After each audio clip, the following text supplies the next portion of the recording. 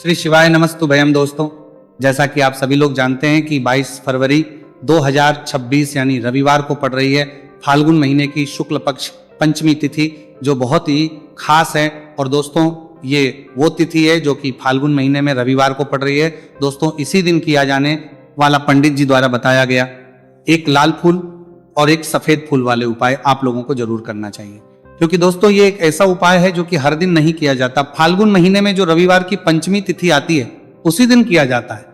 अगर आप लोगों ने इस उपाय को नहीं किया है या किसी कारणवश नहीं कर पाए हो तो इस फाल्गुन रविवार पंचमी तिथि के दिन इस उपाय से मत चूकना। दोस्तों देखिए, ये दिन इतना खास होता है, इतना महत्वपूर्ण होता है। देखा गया है कभी कभी बड़े बड़े पूजा पाठ अनुष्ठान से जो मनोकामना पूर्ण नहीं होती है, वो फाल्गुन रविवार के दिन एक छोटे से करने से ही आपकी मनोकामना पूर्ण हो जाती है।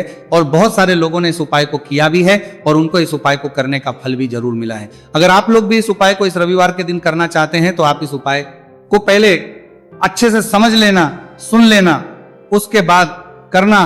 आपको इस उपाय का फल जरूर मिलेगा, आपकी सभी मनोकामनाएं पूरी हो जाएंगी। दोस्तों, हम आपको यहां पर बता दें कि यह जो एक लाल फूल और एक सफेद फूल वाले उपाय है, ये उपाय पंडित जी ने अपनी अभी की सीहोर की कथा में ही बताया है। उपाय को करने से आपके घर में चाहे किसी भी प्रकार की दुहक और समस्या क्यों ना चल रही हो, आपको उसका कारण भी नहीं पता है कि भाई ये समस्या किस कारण से चल रही है। उसका कुछ भी कारण हो सकता है, जैसे पितृदोष हो सकता है, काला सर्प दोष हो सकता है, या किसी भी तरह का मंगल दोष भी हो सकता है। और भी बहुत तरह के दोष होते हैं, कुछ भी हो सकता है। पर आपको इस उपाय को करने के लिए अपने दोष को पता लगाने की भी जरूरत है। आपके घर में किस कारण से इतनी दुख और परेशानी आ रही है वो भी आपको पता लगाने की जरूरत नहीं है। बस रविवार को पंचमी तिथि के दिन इस उपाय को कर लेना है, क्योंकि इसी एकमात्र उपाय को करने से आपके पूरे घर परिवार में सुख और शांति हो जाएगी। आपके घर में अच्छे अच्छे काम होने लगेंगे। आपकी जो भी मनोकामना होगी वो भी धीरे धीरे करके पूर्ण होना शुरू हो जाएगी।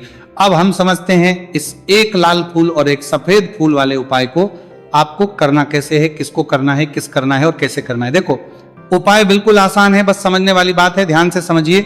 उसके बाद ही आप लोग जो है इस उपाय को जरूर कीजिएगा। सबसे पहली चीज हम लोग ये समझते हैं कि इस एक लाल फूल और एक सफेद फूल वाले उपाय को इस आने वाली रविवार पंचमी तिथि के दिन किसको करना है।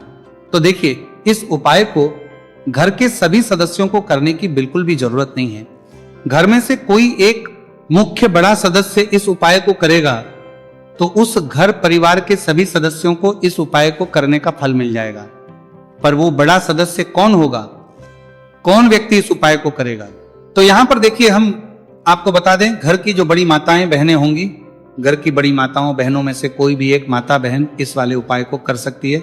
अपने पूरे घर परिवार के लिए घर में सभी सदस्यों को इस उपाय को करने की जरूरत नहीं है। मात्र घर की जो माताएं बहनें हैं उनमें से कोई भी एक माता बहन इस वाले उपाय को करेगी तो उसके घर परिवार के पूरे सदस्यों को इस उपाय का फल मिलेगा। अगर किसी कारणवश माताएं बहनें घर में उपस्थित ना हो या वो इस उपाय को ना कर रही हो, कुछ दिक्कत हो, तो भाई उस जगह पर फिर घर का कोई बड़ा व्यक्ति भी इस उपाय को कर सकता है। माताओं बहनों के कहने का मतलब यह था कि माताएं बहनें घर की लक्ष्मी होती है। जब घर की लक्ष्मी कोई उपाय करती है तो निश्चित ही भगवान शिव जी जल्दी प्रसन्न होते हैं और उपाय का फल में बहुत जल्दी और बहुत बड़ा करके भी यहाँ पर देते हैं। तो आप लोग ये बात समझ गए होंगे। अब हम ये बात समझते हैं कि इस वाले उपाय को हमें करना किस समय है। एक लाल फूल और एक सफेद फूल वाले उपाय को हमें पंचमी तिथि के दिन करना किस समय है। तो देखिए, इस उपाय को करने का जो समय है, सुबह का समय भी है और शाम का समय भी है। अब देखिए, यहां पर हम मुख्य रूप से सुबह का समय नहीं बोलेंगे, क्योंकि देखिए ये जो पंचमी तिथि है और आप सभी लोग जानते हैं रविवार पंचमी तिथि के दिन का प्रदोष काल का मतलब शाम का जो समय होता है ना, इस दिन भगवान शिव जी का सबसे प्रिय दिन होता है। तो आप लोग इसे एक लाल फूल एक सफेद फूल वाले उपाय को सुबह के समय भी कर सकते हो और शाम के समय प्रदोष काल में भी कर सकते हो। सुबह के समय अगर कर रहे हो तो 10 या फिर 11 बजे तक भी अगर उपाय करोगे तो भी आपको उपाय का फल मिलेगा। वही अगर शाम के समय कर रहे हो तो इस दिन जरूर शाम के समय का ध्यान रखना कि शाम के 6 बजे से लेकर 7 बजे के बीच में अगर आप इस उपाय को कर सकते हो तो बिल्कुल कर लेना, पूरी कोशिश करना।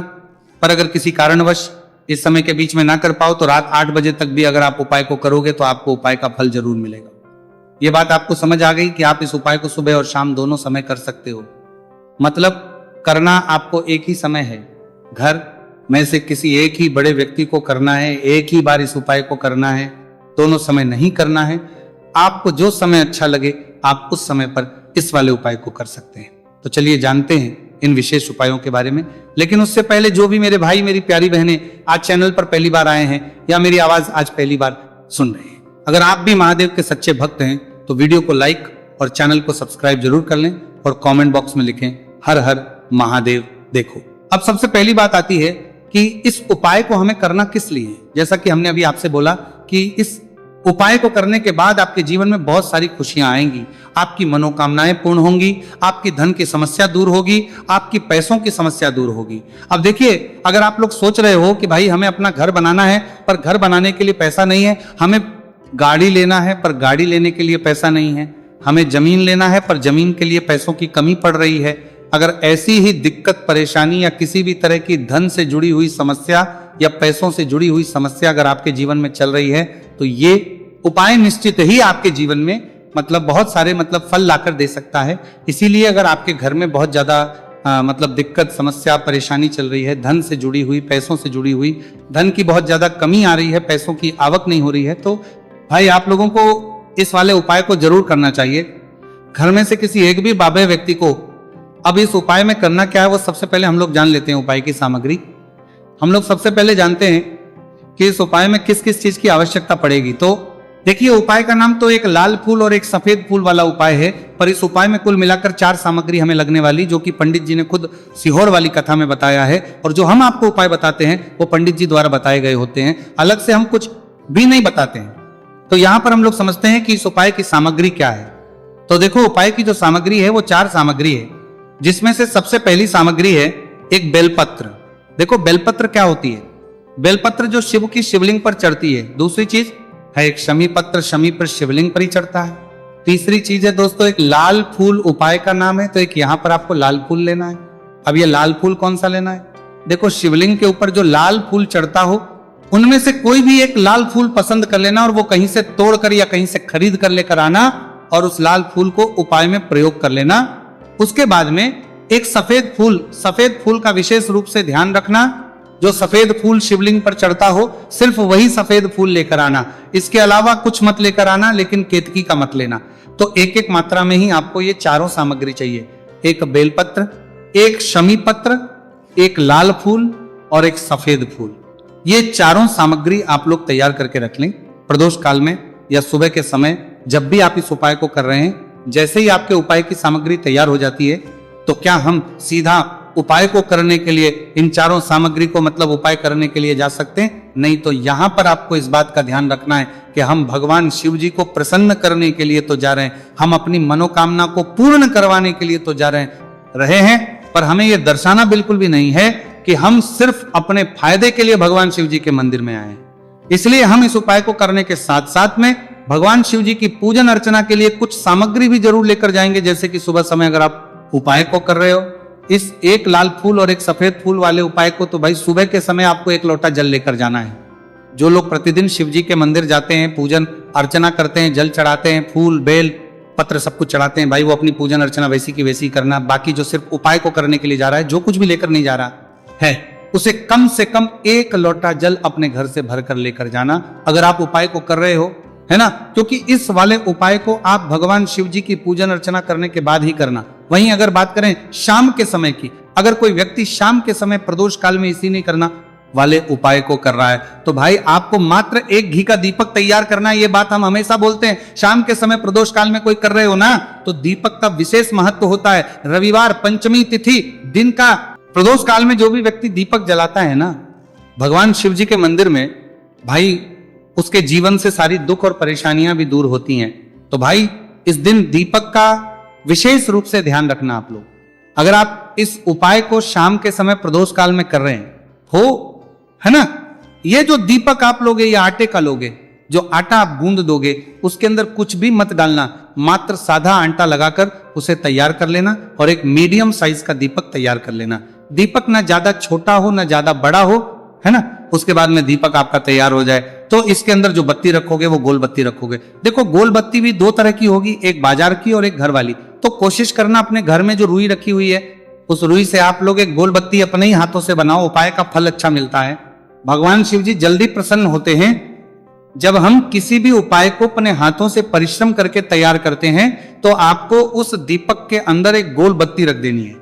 इसके अंदर जो चीज आप लोग डालोगे वो डालोगे शुद्ध देसी गाय का घी। इस बात का विशेष रूप से ध्यान रखना, शुद्ध देसी गाय का घी ही डालना है, तेल वगैरह नहीं। आज के दिन तो मत डालना, रविवार पंचमी तिथि के दिन, क्योंकि भगवान शिव जी का सबसे प्रिय दिन और प्रिय समय पर हम लोग इस वाले उपाय को कर रहे हैं। तो थोड़ा सा शुद्ध गाय का घी इतना डालना कि वो दीपक कुछ समय तक चल सके। ना बाजार वाला मिलावटी घी डालना, ना भैंस का घी डालना, शुद्ध देसी गाय का घी। आपको ढूंढने में थोड़ी मतलब मेहनत लगेगी और महंगा भी मिलेगा, पर गाय के घी से भगवान शिव जी प्रसन्न होते हैं और उसी शुद्ध देसी गाय के घी से घर में बरकत लगेगी भी बनी रहती है और हमारे घर में सुख शांति भी बनी रहती है। इसलिए इस शुद्ध देसी गाय का घी अपने घर में हमेशा रखा करो। वो भगवान शिव जी के कार्यों में भी उपयोग में आता है और उपायों में भी हम लोग प्रयोग कर सकते हैं। तो यहां पर आपकी सारी तैयारियां हो चुकी है। उपाय को करते समय शुद्धता का विशेष रूप से ध्यान रखिएगा। सुबह कर रहे हो तो भाई सुबह तो आपको स्नान करना ही करना है। बाकी शाम को कर रहे हो तो शाम को मात्र हाथ मुंह धोकर भी आप लोग इस वाले उपाय को कर सकते हो, कोई दिक्कत वाली बात नहीं है भाई। उपाय की पूरी सामग्री तैयार कर और पूजन सामग्री लेकर आपको भगवान शिव जी के मंदिर पहुंचना है, जो आपके घर के पास में हो, जहां पर शिवलिंग विराजित हो, शिवालय हो, वहां पर आप लोगों को पहुंचना है। और जैसे ही आप भगवान शिव जी के मंदिर में पहुंचते हो, वहां जाकर ही उपाय शुरू नहीं करना है। पहले आपको भगवान शिव जी की पूजन अर्चना करना है। पूजन अर्चना कैसे करोगे? सुबह के समय गए हो तो एक लोटा जल वगैरह जो भी पूजन सामग्री लेकर गए हो, उससे पहले पूजन सामग्री आप लोग मतलब पूजन भगवान शिव जी की कर लो। जो व्यक्ति सिर्फ एक लोटा जल लेकर गए हैं, वो शिव जी के शिवलिंग पर मात्र एक लोटा जल एक धारा से धीरे धीरे करके चढ़ा लो। अपनी पूजन अर्चना आप लोग जो है पूरी कर लो पहले।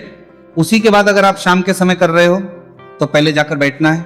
भगवान शिव जी के शिवलिंग के पास में आप जो दीपक तैयार करके लेकर आए हो, उस दीपक को पहले जलाना है। ये जो दीपक आप लोग जलाओगे ना, ये किसी और की माचिस से मत जला, अपनी ही माचिस अपने ही घर से लेकर आना और इस दीपक को अपने ही माचिस से जलाना। अगर आपने मंदिर की माचिस या किसी और की माचिस ले ली इस उपाय को करने में, इस उपाय का फल उस व्यक्ति को भी बहुत मिल जाएगा। इस बात का ध्यान रखना। अपने घर से अपनी ही माचिस लेकर जाना और इस दीपक को जलाना। दीपक को जलाने के बाद भगवान शिव जी की शिवलिंग के पास में रख देना। शिवलिंग के इतना पास में मत रखना कि शिव जी को आंच लगे, थोड़ी सी दूरी बनाकर ही जो है इस दीपक को शिवलिंग के पास में आप लोग रख दीजिएगा। अब जैसे ही आपकी पूजन अर्चना हो जाती है, भगवान शिव जी के शिवलिंग के सामने या आसपास कहीं पर भी बैठ जाइए उपाय को करने के लिए।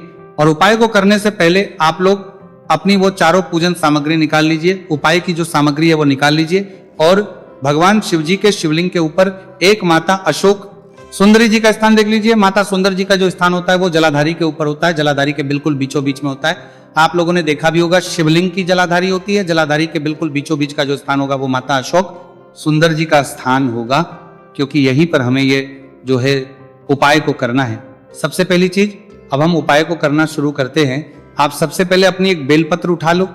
एक बेलपत्र को आपको माता अशोक सुंदरी जी वाले स्थान पर सबसे पहले समर्पित करना है। बेलपत्र की डंडी का मुख होगा जलाधारी की तरफ, जहां से जल बहता है और नीचे गिरता है, और बीच वाली बड़ी पत्ती का मुख मतलब शिवलिंग की तरफ होगा। इस तरीके से आपको इस बेलपत्र को माता अशोक सुंदरी जी वाले स्थान पर समर्पित कर देना है। उसके बाद में अपनी एक शमी पत्र उठा लो जो आप उपाय के लिए लेकर आए हुए हो। शमी पत्र को उठाकर शमी पत्र की भी जो डंडी का भाग होगा वो जल की तरफ करके, जहां से जल बहता है नीचे गिरता है उस तरफ करके, और पत्ती वाला भाग शिवलिंग की तरफ करके इस शमी पत्र को भी उस बेल पत्र के ऊपर आपको समर्पित कर देना है। समर्पित करने के बाद अब आप ले लो अपना एक लाल फूल जो आप उपाय को करने के लिए लेकर आए हुए हो। इस लाल फूल का जो खिला हुआ भाग होगा, चाहे वो गुलाब का फूल हो, चाहे कोई सा फूल जो शिवलिंग पर चढ़ता हो, भाई उस फूल का जो खिला हुआ भाग होगा वो शिवलिंग की तरफ होगा। बाकी जो पीछे का भाग होगा फूल का वो जलाधारी की तरफ, जहां से जल बहता है नीचे गिरता है उस तरफ होगा। और आखिरी में आपका जो एक सफेद फूल बचा हुआ है, इस सफेद फूल को भी आपको लेना है और सफेद फूल का जो खिला हुआ भाग होगा वो शिवलिंग की तरफ होगा, जहां पर शिवलिंग रखा हुआ है उस तरफ होगा, और डंडी का भाग जलाधारी के पीछे की तरफ हो जाए। मतलब जो जहां से जल बहता है और नीचे गिरता है, जब आप एक बेलपत्र, एक शमी पत्र और एक लाल फूल, एक सफेद फूल चढ़ा रहे हो, तो उस समय आप लोगों को कांता भगवान या कांता चक्र का नाम लेते हुए ही जो है इस उपाय को करना है, और भगवान शिव जी और नारायण जी का स्मरण करते हुए ही इस उपाय को आपको करना है। तो जब भी आप एक बेलपत्र, एक शमी पत्र, एक लाल फूल और एक कमी हो रही है। जो भी दुख और समस्या परेशानी चल रही हो, आपको अपनी बात दुख और जो है भगवान शिव जी से उपाय को पूरा करने के बाद वहीं पर पास में बैठकर बोल देना है। हाथ जोड़ के आंखें बंद करके अपनी परेशानी और श्री शिवाय नमस्तु भयम का जाप करना है। दोस्तों, आज हमने इस वीडियो में कुछ उपाय बताए हैं जो आपको करने हैं। अगर आपको वीडियो अच्छी लगी हो तो वीडियो को 1 लाइक और चैनल को सब्सक्राइब जरूर करें। हर हर महादेव।